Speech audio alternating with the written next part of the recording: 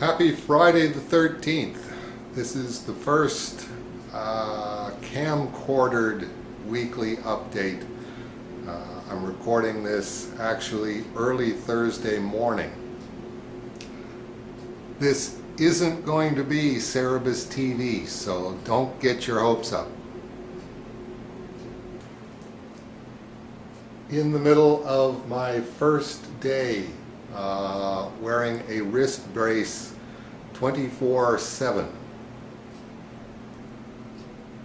This is the page of The Strange Death of Alex Raymond that I've been working on for the last 14 days. Actually, didn't do any work on it for 10 days while I was resting the hand, waiting to see what it was going to be like. I've done 2 sessions, one of about 15 minutes, one of about a half hour,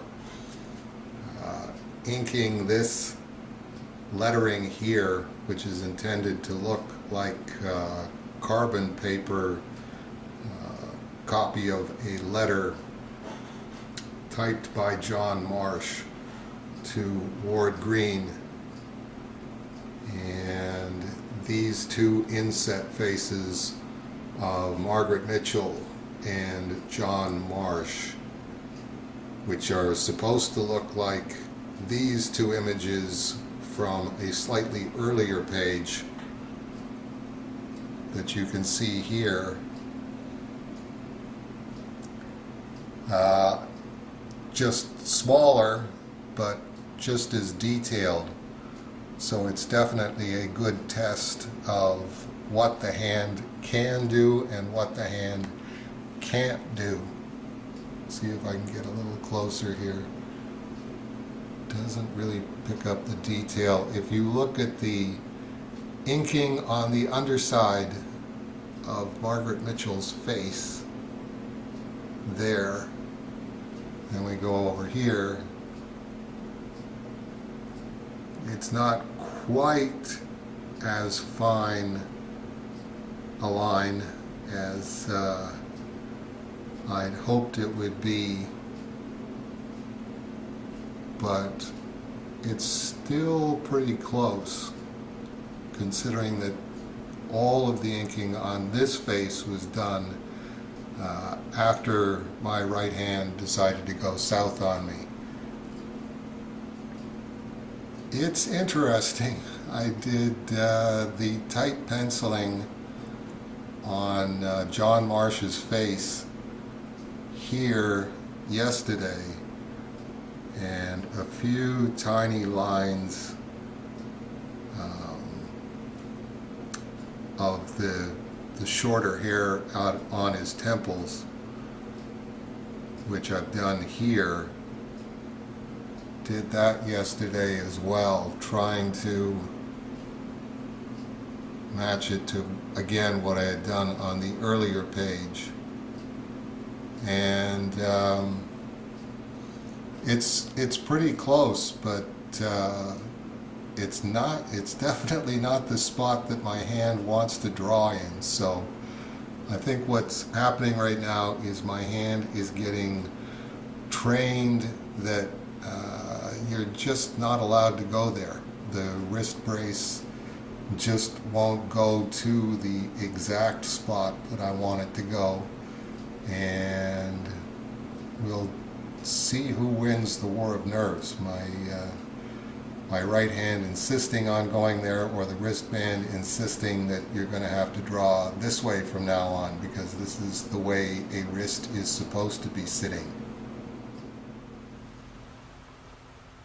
Apart from that, the big news around here today is that this pile of paper should theoretically never get any taller than it is as you see it right now in the corner of the office. This is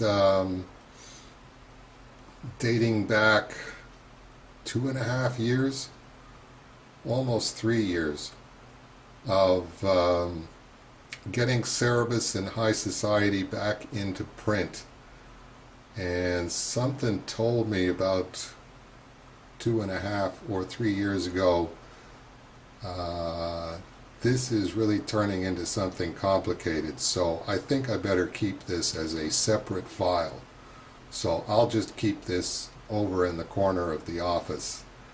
And this is all of the faxes and letters and quotes from the printer and back and forth with Le Bonfant and George Gatsis, and probably about 3/4 of the way up there introducing Sean Robinson into the equation. But as we speak right now, the proof copies for the High Society Gold Logo 30th Anniversary Signed and Numbered Edition are on their way to Valencia, California. Should be in Valencia, California, ready for Sean to head up there tomorrow for the press proof of High Society. All of the research materials for the strange death of Alex Raymond scattered hither and yon. I have to get all of this organized at some point, but later on today, Church and State Volume 1.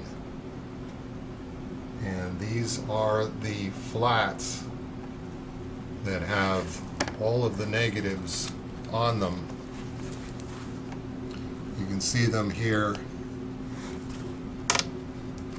and we'll be picking that up about 1 o'clock this afternoon when Dave and Rolly come over to move them out back to be separated, which we will be showing you in hopefully lap dissolve form. And like I say, this isn't Cerebus TV, so that'll do it for Weekly Update this week.